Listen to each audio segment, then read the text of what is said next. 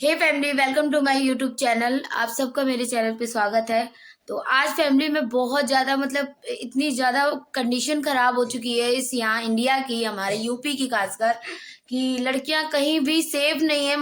दान दहेज देने के बाद भी लड़कियों को इतना ज़्यादा प्रताड़ित किया जा रहा है। तो आज मैं आपको उसका सबूत भी दिखाऊंगी। और एक हफ्ते से बेचारी एक महिला है, यहाँ पर हमारे घर ही के पास में है, और बेचारी एक हफ्ते से इतनी ठंड में, जिसमें मैंने 2 कपड़े पहन रखे हैं, आप देख सकते हैं, उस ठंड में बेचारी बाहर बैठी हुई है दरवाजे पे। और अच्छा खासा उनके घर वालों ने उन्हें दहेज दिया, उनके ससुराल वालों को।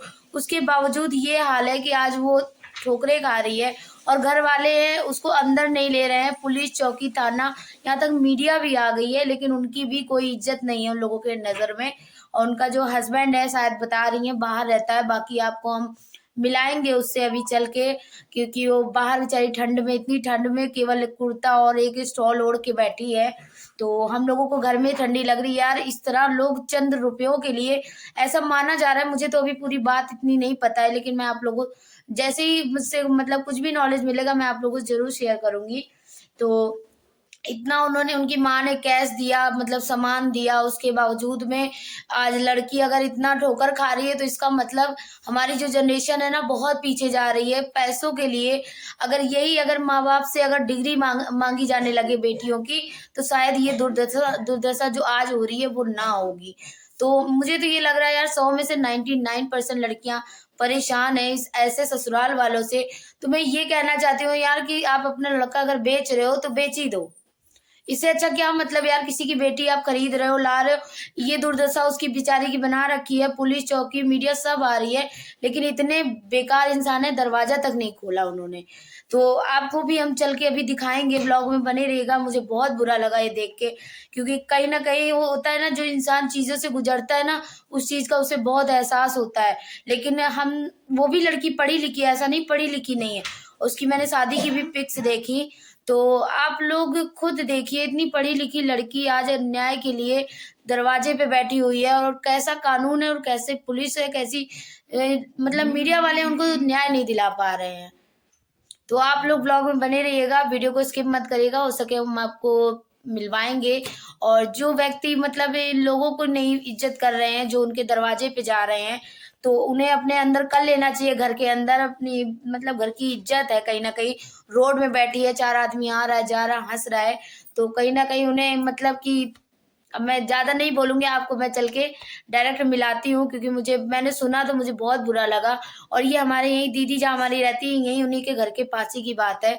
तो अभी हम सब लोग जा रहे हैं, उनसे मिलेंगे और उनसे पूछेंगे कि क्या आखिर बात क्या है। तो जैसा होगा आपको बताएंगे, ब्लॉग में बने रहिएगा। एक्चुअली मेरी जो शादी हुई थी 420 420 पे इन्होंने की, जो कि ये पूरी फैमिली कि तीसरे दिन ही मेरा अटूट सारा जेवर छीन लिया। उसका मेरे पति के सन 2017 से लेकर के अभी तक की मेरी जेठानी अंकिता सिंह के साथ शारीरिक संबंध है। उल्टा उनकी बच्ची भी है, वो भी मेरे पति की है। हनीमून में मेरे पति ने मेरी जेठानी के साथ संबंध बनाए थे, काठमांडू में प्रिंस होटल में बनाए थे, जिसके कारण हम पति पत्नी के रिश्ते में दरार आ गई। उनका कई बार समझाने का भी प्रयास किया गया, हमारे मायके वाले भी हैं, जो कि इनकी नियत मेरे भाई की प्रॉपर्टी में थी, हाईवे मेरी माँ की जमीन है। जिसके कारण मैंने बंटवारा दाखिल नहीं किया। इसके कारण ये मुझे प्रताड़ना देने लगे, ये मुझे परेशान कर, न मेरा पति मुझे खर्चा तो आप लोगों ने दहेज दिया था, सब सामान दिया? 4 व्हीलर गाड़ी, टॉप मॉडल वैगन है, टॉप मॉडल गाड़ी दी गई है। उसके बाद मेरे जो कैश 10 लाख कैश दिया गया है। उसके सारी अतिरिक्त लड़के को पूरी जेवर दी गई है, लड़के को पूरा जंजीर वो मैंने देखा वीडियो पे। हाँ, 5 अंगूठी और 1 घर दी गई है। बाकी सभी ससुराली जन को 1 अंगूठी पहनाई गई है। उसके अतिरिक्त सारा दहेज का सामान दिया गया है। इतना सब कुछ आपको देने के बाद भी बावजूद भी कि तीसरे दिन मेरे शरीर से जेवर उतरवा ली गई है, और मेरे शरीर से मेरी सास ने साड़ी उतरवाई। अब क्या कहने का मतलब ये है कि ये परिवार लालची प्रगति का था।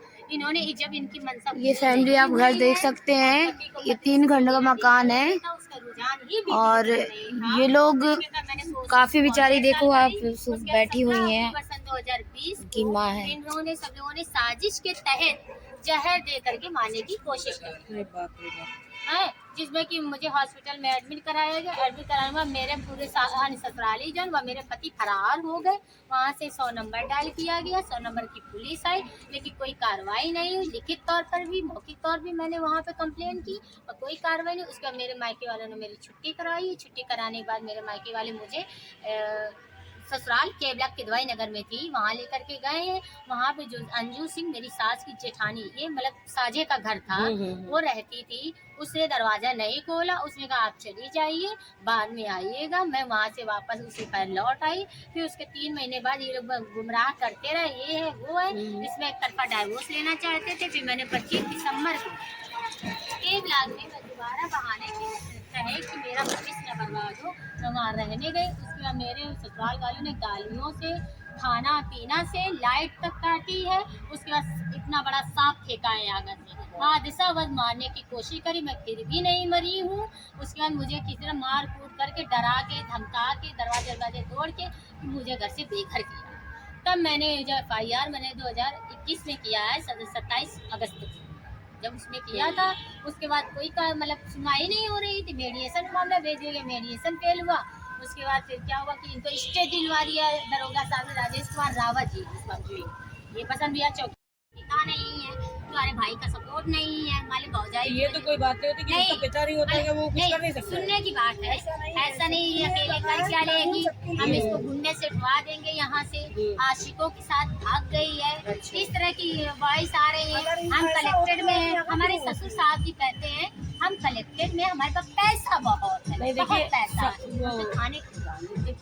खाना डर करके या तो ये सुसाइड कर ले या इसके साथ हादसा हो जाए। भाई सीधी सी बात है, जब बाहर पड़ी, भूखी प्यासी पड़ी तो हादसा होना तय। सही है। इस मैं रहने के लिए मैं कोर्ट ऑर्डर लेकर के आई, हाई कोर्ट से मैंने आदेश पारित कराया।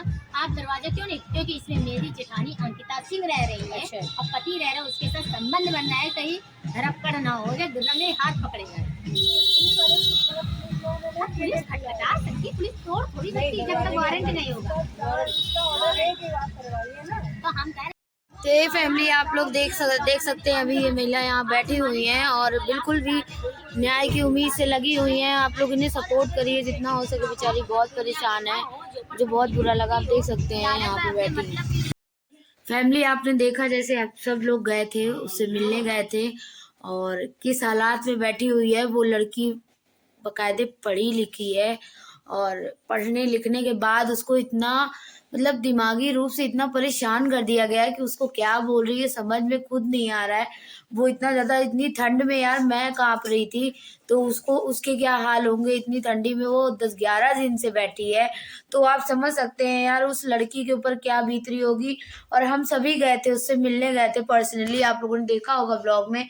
और मकान उनका, लड़के का 3 खंड का मकान है और उसका जो अफेयर है उनकी जेठानी से, उसकी बेटी भी है। और अंदर घर, मकान के अंदर ऑलरेडी मतलब इंसान रह रहे थे, अंदर आवाजें आ रही थी, लेकिन बाहर से उन लोगों ने ताला लगा रखा था। मतलब वो कानून को मजाक समझ रहे हैं। तो मैं यही बोलना चाहती हूँ कि जो जो ऐसे लोग कानून का जो मजाक बना के लड़कियों को प्रताड़ित कर रहे हैं ना, तो ऐसी उन्हें सजा जरूर मिलनी चाहिए ताकि दोबारा ऐसा किसी लड़की के साथ ना हो। मैं यही बोलना चाहती हूँ। मुझे बहुत दुख हुआ उसको देख के, मैं बता नहीं सकती। वो मतलब मैं गई, ऐसा लगा जैसे उसको ना किसी के सहारे की जरूरत थी। हम लोग गए, वो बेचारी हम लोगों को पकड़ ली, हाथ पकड़ ली। तो आप लोग उसको प्लीज उसको न्याय दिलाइए। ऐसे कब तक चलेगा यार, कहाँ तक लड़कियां बर्दाश्त करेंगी लोगों की ऐसे टॉर्चर को। तो आप लोग प्लीज सपोर्ट करिए यार, मुझे बहुत बुरा लगा और कहीं ना कहीं आप भी देखेंगे, आपको भी बुरा लगा होगा। और इनके जो परिवार वाले हैं सब केवल ये लालच की वजह से कर रहे हैं।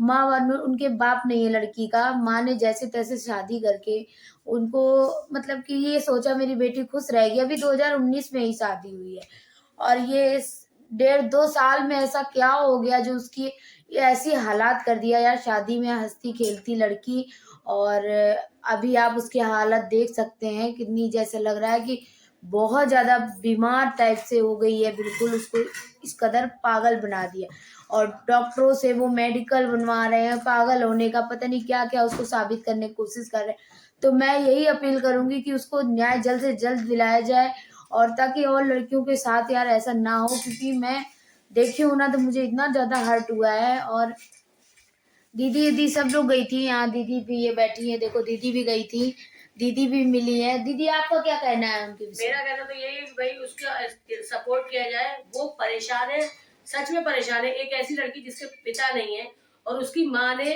विधवा होने के बावजूद कितनी मशक्कत से उसकी शादी करी है। उसकी शादी में उसने 10 लाख दहेज भी दिया और वैगनार टॉप मॉडल 8-10 लाख रुपए की गाड़ी भी दी उनको। सोना चांदी अंगूठियां जेवर कितना सारा सब कुछ दिया है। उनके बारातियों तक को सोना दिया ताकि उनकी लड़की दुखी ना रहे। और आज क्या हो रहा है उसके साथ? आज वो लड़की सड़क पे बैठी हुई है। सब लोग घर के अंदर हैं, अंदर से ताला लगा रखा है। अंदर एक बच्चा भी है, उसका पति भी है, उसके सास ससुर भी है और उसकी सौतन जेठानी जो कि सौतन बन के बैठी हुई है वो भी घर के अंदर ही है। लेकिन कोई दरवाजे के बाहर नहीं निकलता। और पता है सीसीटीवी कैमरे लगा रखे हैं, उससे उसके ऊपर नजर रखते हैं, लेकिन उसके ऊपर तरस नहीं खा रहे। इतनी ठंड में हम लोग को ठंड लग रही है, वो दरवाजे के बाहर बैठ के आपके सारे दरवाजे के बाहर बैठी हुई है। अपने 7 दिन से अपने दिन कैसे काट रही है। मैं तो यही कहूंगी फैमिली, आप लोग न्याय दिलाइए ताकि ऐसा और किसी लड़की के साथ ना हो। ये जितने भी लालची है ना दहेज के, मैं सच बता रही हूँ, मुझे मिल जाए ना मैं जूतों से मारूं इनकी खोपड़ी में। ये मुझे मिले नहीं और बाकी इन लोगों ने ताला लगा के रखा था दरवाजे में और ताला बाहर से लगा हुआ था। और वो इतनी ज्यादा परेशान है, उसकी माँ उसके सपोर्ट में है, लेकिन कब तक रहेगी, कब तक रहेगी? जब तक वो खुद किसी भी माँ बाप के सामने अगर उसकी बेटी खुश नहीं है ना कहीं उसको इतनी तकलीफ होती है। हमने इतना दुख झेल के हमने शादी की उसकी और आज जाके उसको कोई सुख नहीं है, तो माँ बाप भी टूट जाते हैं। उसके तो बेचारे के पिताजी नहीं है, तो उसका आप दुख समझ सकते हैं। मैं यही चाहती हूँ यार, उसको न्याय दिलाया जाए। और वो बहुत परेशान है, पढ़ी लिखी लड़की है अच्छी खासी, लेकिन वो लड़का केवल अपने शकल के घमंड में दूसरी औरत के चक्कर में वो उसकी बेकदरी कर रहा है। तो मैं आप लोगों से यही बोलूँ, जितना ज्यादा से हो सके न्याय दिलाइए। नेक्स्ट ब्लॉग में जरूर लाने का कोशिश करूंगी और आप लोगों को उससे कल मैं हो सकेगा मॉर्निंग में जाऊंगी, मैं उसका हाल चाल हम सब लोग लेने जाएंगे, कैसी है कैसी नहीं है, फिर आप लोगों को जरूर दिखाएंगे। मुझे बहुत बुरा, आप लोग बताइएगा कमेंट करके क्या ऐसा सही है या गलत है।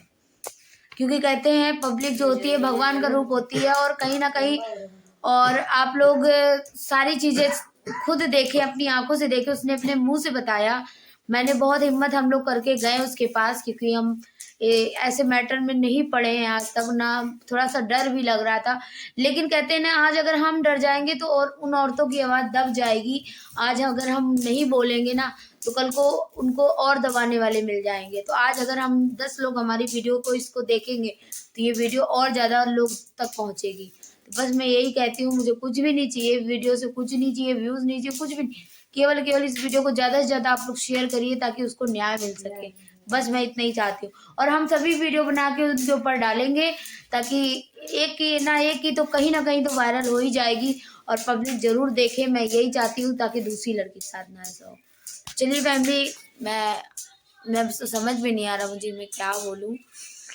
बाकी मैं ब्लॉग का एंड कर रही हूँ और आप लोग ज़्यादा से ज़्यादा उसको सपोर्ट करिए ताकि उसको न्याय दिला सके सभी लोग मिलके। बस।